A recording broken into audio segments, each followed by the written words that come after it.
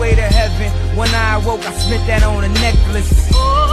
I told God I'll be back. நீங்கெல்லாம் மூளையை குண்டியில் வச்சு சுத்திட்டு இருப்பீங்களாடா? அவன் பாருங்கடா டேய், பணக்கார வீட்டு அமுல் பேபி மாதிரி உட்காந்துருக்கான்டா. அவனை எந்த டைரக்ஷன்ல இருந்து பார்த்துட்டு உங்களுக்கு கடவுள்னு தோணுச்சு? அவனை கடவுள்னு நம்பி காலை இப்படி தொட்டு கும்பிட்டு இருக்கீங்களாடா? ஐயோ, ஏன் வந்து நம்மளை வந்து பிரிட்டிஷ் ஆண்டானுங்க, டச் பீப்புள் ஆனாங்க, முகல்ஸ் ஆண்டாங்க, இந்த மாதிரி எவனோ போறவன் எல்லாம் ஏன் நம்மளை எல்லாத்தையும் சுரண்டி ஈஸியா ஏமாத்திட்டு போயிருக்கான் அப்படின்னு பாத்தீங்கன்னா இதுதான் ரீசன். நமக்கெல்லாம் கடவுள் அப்படிங்கிற அந்த ஃபேக்டர் வந்துருச்சுன்னா இந்த மூளையை அப்படியே எடுத்து ஒண்ணு பின்னாடி சொருவிப்பானுங்க, இல்ல தூக்கி இப்படி ஒரு வீசிடுவானுங்க. அவன் பாருங்க சிரிக்கிறான், தெரியுது அவனுக்கு, டே யாரா நீங்களாம் என்ன ஒரு ஆளுன்னு சொல்லி என்னைய நம்பி அப்படின்னு அந்த ரியாக்ஷன் கொடுக்குறாங்க. இந்த கோமாளித்தனம்லாம் இந்தியாவில மட்டுமே பாசிபிள்.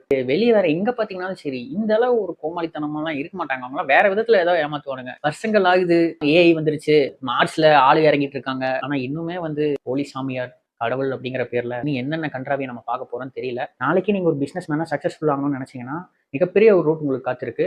சாமியார் ஆனீங்கன்னா மக்கள் ஈஸியா நம்பிடுவாங்க, கோடி கோடியா கொஞ்சம் கொட்டுவாங்க, நீங்க என்ன சொன்னாலும் செய்வாங்க.